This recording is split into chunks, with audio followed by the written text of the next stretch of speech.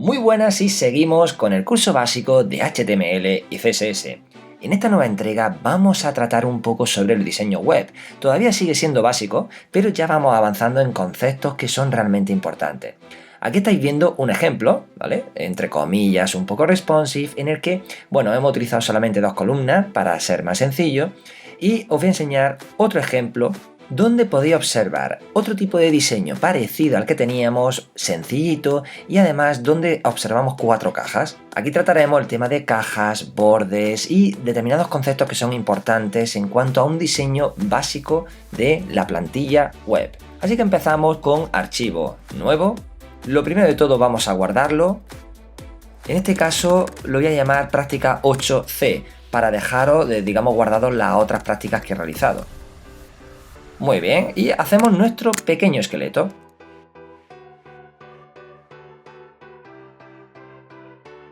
Muy bien, a partir de ahora voy a escribir el esqueleto HTML5 que ya sabemos y que ya hemos visto, pero solamente con dos columnas y un artículo para ir un poquito más rápido. Recordar que estoy utilizando la extensión Emmet y por tanto utilizaré determinados atajos.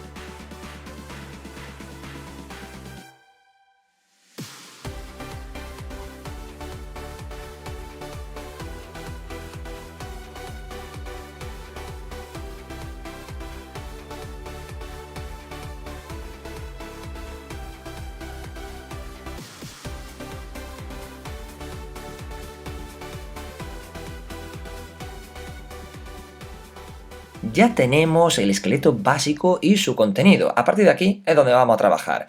Fijaros el aspecto tan feo, que es lo que nos falta. Por supuesto, añadirle nuestro CSS.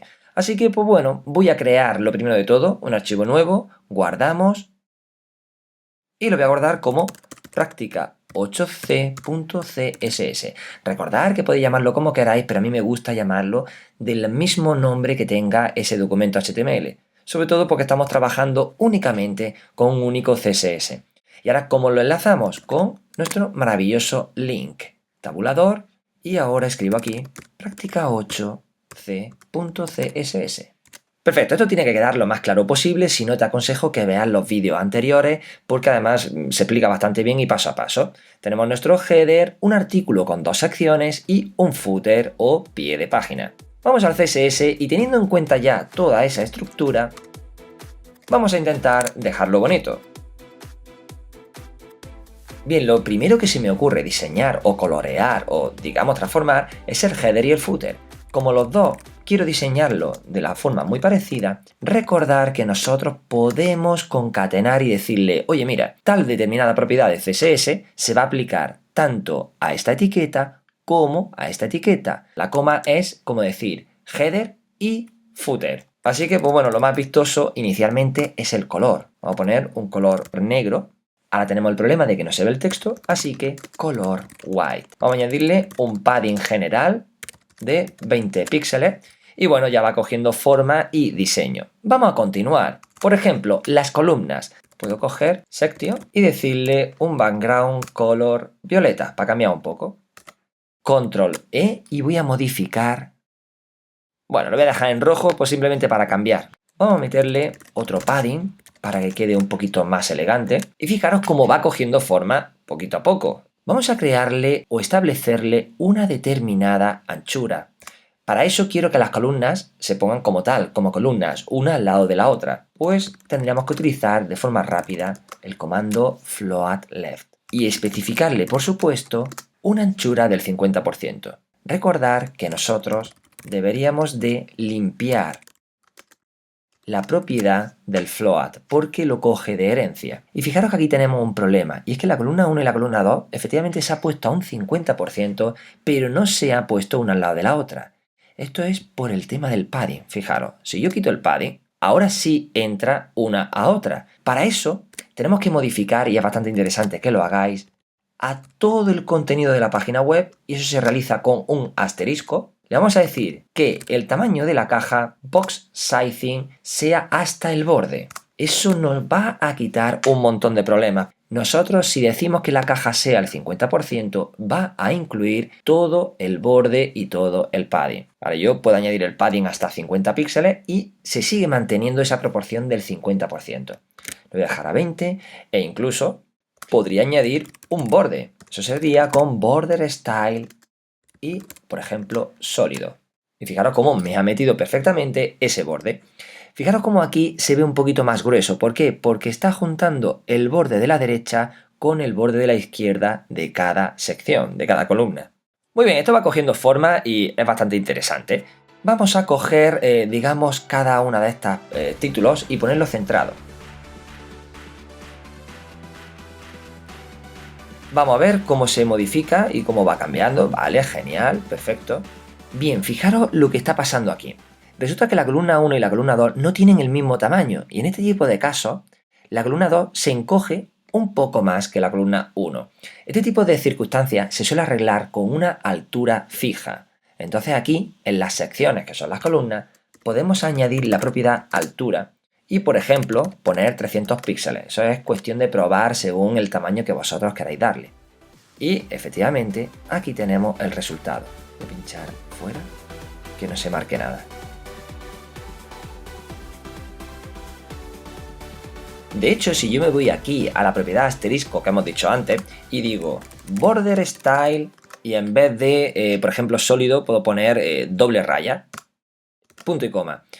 Ahora os vais a dar cuenta como todos los elementos de la página web le va a poner automáticamente un borde de doble línea. Eso es lo que significa el asterisco, todos los elementos de la página web. Se suele utilizar también la propiedad margen a 0 píxeles. ¿Para qué? Para tener un control exacto del tamaño de la pantalla. Y fijaros cómo al poner 0 píxeles ya todo se me ha, digamos, entre comillas, encogido, se ha recogido un poco más.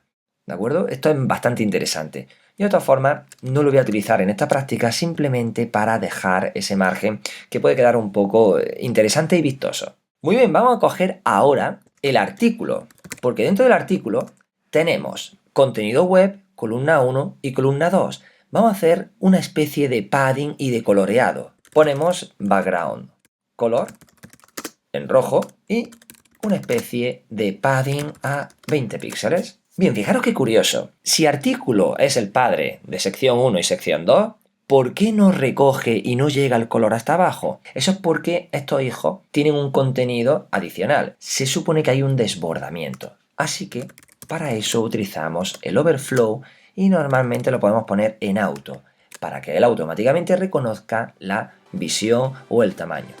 Este rojo es muy intenso, lo voy a cambiar.